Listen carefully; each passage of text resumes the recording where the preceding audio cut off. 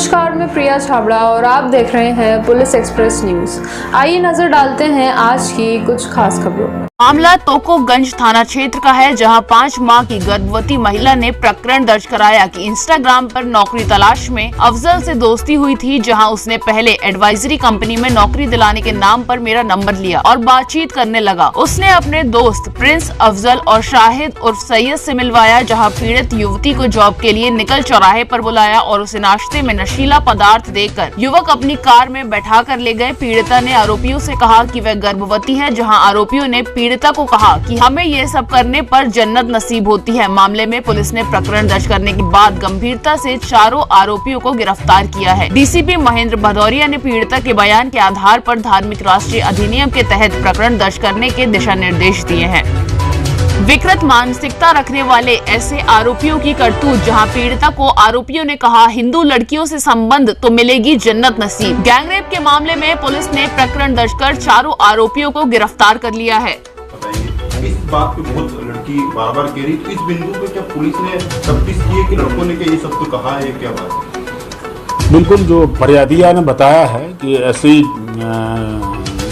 FIR में दर्ज कराया है और उसके आधार पर साक्ष्य एकत्रित करके कार्रवाई की जाए। जो सामने आते हैं या फिर इस FIR में जो पूरा जिक्र किया गया है कि एक ऐसे किसी के लोग जो कि ये कहना है कि अगर इस तरह किया जाता है आप क्या और क्या कुछ कार्रवाई की जाएगी?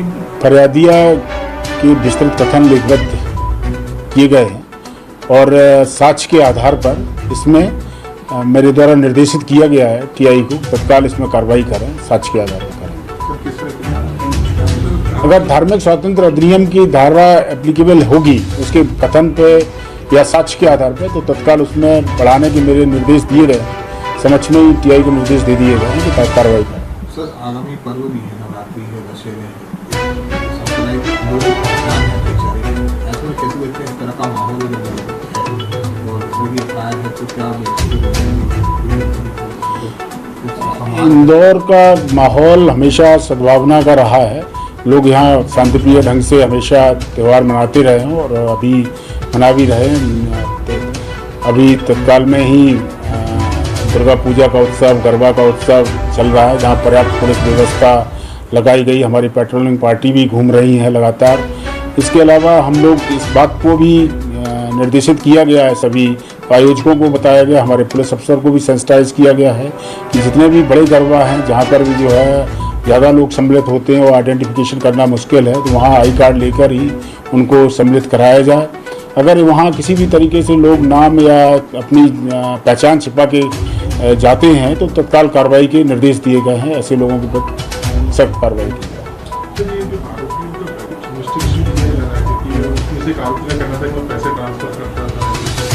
बिल्कुल, प्रकरण विवेचना में है और विवेचना के दौरान सभी पहलुओं पर जांच की जाती है। ये भी एक बिंदु है और इस बिंदु पर भी जांच की जाएगी और जांच के पश्चात जो तथ्य या साक्ष्य आएंगे उसके आधार पर कार्रवाई की जाएगी। थाना तोकोगंज ने एक पीड़ित महिला की शिकायत दर्ज की है। इस पूरे मामले में गैंगरेप के साथ क्या है?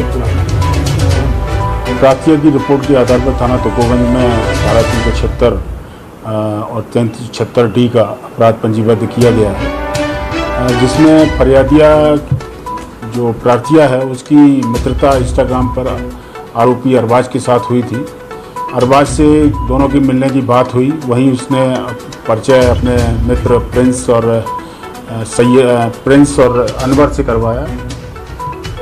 तो वहाँ से उन दोनों से परिचय कराया, फिर उन दोनों ने जो है मित्रता की आड़ में और नौकरी दिलाने के बहाने के साथ में उसके साथ गलत काम किया। बाद में फिर 14 सितंबर को फिर से उन दोनों की मुलाकात हुई, हम तुम्हारी नौकरी लगवा देंगे, और उसको गाड़ी में बैठाला और लेके जा रहे थे।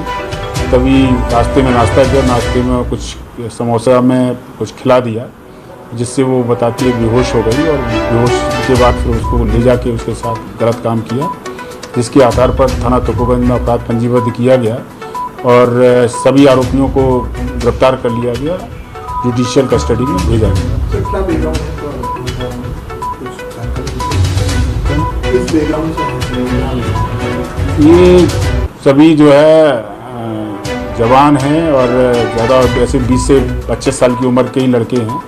ये ज़्यादातर एडवाइजरी जैसे धंधे में लिप्त हैं, ऐसा उन्होंने बताया है। इनकी और तस्दीक की जा रही है, जांच करके साक्ष्य के आधार पर कार्रवाई सर, की। पीड़ित का कहना है कि आरोपियों द्वारा ये कहा गया है, साफ आरोप है, एफआईआर में भी दर्ज किया है कि अगर इस तरह की हिंदू युवतियों के साथ वो इस तरह का काम करते हैं तो उन्हें जन्नत नसीब होती है। क्या इस बिंदु पर भी जांच की जा रही है? बिल्कुल, जो आप बता रहे हैं इस तरह का अगर जो जानकारी में बताया है तो उसके आधार पर तथ्य एकत्रित किए जा रहे हैं। साक्ष्य के आधार पर आगे विवेचना की जाएगी और तदनुसार कार्रवाई की जाएगी। सर, एफआईआर में ये दिख रहा है इस घटना का, क्या कुछ 164 के बयान पुलिस कराती ही है हर विवेचना में। 164 के बयान तो मस्ट हैं, आवश्यक हैं, और 164 के बयान और जो साक्ष्य जांच के दौरान या विवेचना के दौरान जो तथ्य आएंगे उसके अनुसार कार्रवाई की जाएगी। लेकिन सर वो जो लड़की है बार बार एक जो शब्द है वो बोल रही है कि हमें पहला फुसला के तो किया, लेकिन हिंदू लड़कियों के साथ मुस्लिम लड़के इसलिए करते हैं कि उन्हें जन्नत नसीब होगी अगर इस तरीके का काम वो शादी करेंगे या लोग हाथ में बताएंगे। इस बात पे बहुत लड़की बार बार कह रही है। इंदौर से सी न्यूज संवाददाता सुरेश।